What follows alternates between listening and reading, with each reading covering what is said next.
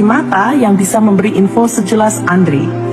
Kalau benar Andri bisa mengidentifikasi, ini bisa jadi pintu terbesar, gumam salah satu penyidik. Penyelidikan internasional dimulai. Pihak KBRI Kamboja, Interpol, dan Polda Metro Jaya mulai koordinasi.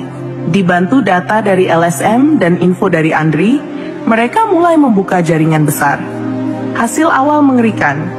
Sindikat ini mengoperasikan lebih dari 15 rumah penyekapan di Kamboja, 1 di Laos, dan beberapa transit di Myanmar.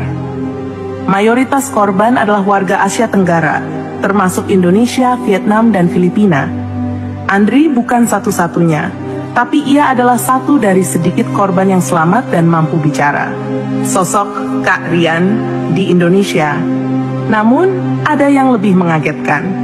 Dalam data yang Andri lihat, ada satu nama yang muncul berkali-kali. Rian, seorang pria Indonesia, disebut sebagai koordinator rekrutmen dari Jabodetabek. Polisi langsung menyelidiki dan akhirnya menemukan akun-akun palsu yang dipakai menyebar link lowongan kerja palsu. Semua akun itu terhubung ke satu IP, sebuah warung internet kecil di daerah Cengkareng. Setelah diintai berhari-hari, pria muda berusia 26 tahun bernama Rian akhirnya ditangkap. Di ruang tahanan, Rian terlihat santai. Awalnya ia mengelak, tapi setelah polisi menunjukkan foto-foto, data bank, dan pengakuan korban, ia tak bisa berkutik. Gue cuma dikasih kerjaan, bang. Tiap orang yang daftar lewat link gue dapat 300.000. Kalau sampai berangkat, dapat 2 juta. Itu doang. Gue nggak tahu mereka dijual ginjalnya. Namun data transfer di rekening Rian menunjukkan transaksi puluhan juta rupiah dari akun luar negeri. Gak tahu bukan lagi alasan. Ia dijerat dengan pasal perdagangan manusia lintas negara. Ancaman balik dari sindikat. Seminggu setelah penangkapan Rian, Andri menerima ancaman lewat nomor asing. Pesannya singkat, "Diamlah kalau kau masih ingin hidup." Andri gemetar.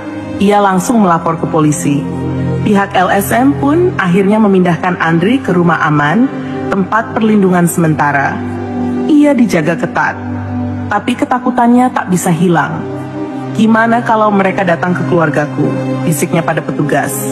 Mereka tidak sendiri.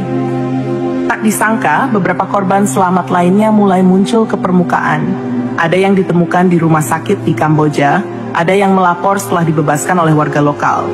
Mereka semua punya cerita serupa. Dijanjikan kerja, dibius, disekap, lalu diambil organ tubuhnya. Satu korban, bernama Vina, 22, TKW asal Indramayu, kehilangan 2 ginjalnya dan kini hidup dengan cuci darah seumur hidup. Serangan balasan internasional atas laporan gabungan dari Indonesia, Vietnam, dan Thailand akhirnya dilakukan serangan bersama pada beberapa lokasi rumah penyekapan. Mei Ling, wanita yang dulu memerintahkan Andri bekerja di komputer, tertangkap. Dan di satu lokasi perbukitan di perbatasan Laos, polisi menemukan ruang operasi gelap. Di sana, ada meja bedah penuh darah, tumpukan es batu, dan beberapa organ tubuh yang belum sempat dikirim. Namun sosok Chang Guangwei masih belum tertangkap. Andri kini jadi aktivis. Andri kini hidup dalam pelindungan, tapi ia mulai rutin bicara di seminar-seminar LSM, sekolah, dan bahkan ke media. Jangan percaya lowongan kerja yang suruh isi data pribadi lewat link sembarangan. Jangan langsung percaya janji gaji besar. Saya korban hidup dari sindikat perdagangan organ internasional. Ia bicara, meski tubuhnya masih trauma, karena ia tahu, kalau ia diam, mungkin tak ada yang akan selamat berikutnya.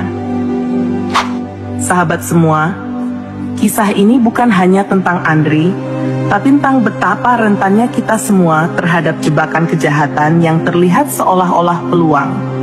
Semoga kisah ini bisa menjadi peringatan bagi kita semua untuk selalu waspada dan lebih berhati-hati dalam mencari pekerjaan, apalagi yang berasal dari internet. Jika video ini bermanfaat, jangan lupa untuk like, komen, dan subscribe channel ini agar kamu nggak ketinggalan cerita-cerita nyata lainnya yang bisa membuka mata dan hati kita semua. Bagikan juga ke orang-orang terdekatmu, agar mereka pun tahu bahayanya sindikat kejahatan seperti ini. Terima kasih sudah menonton sampai akhir. Sampai jumpa di kisah berikutnya. Wassalamualaikum warahmatullahi wabarakatuh.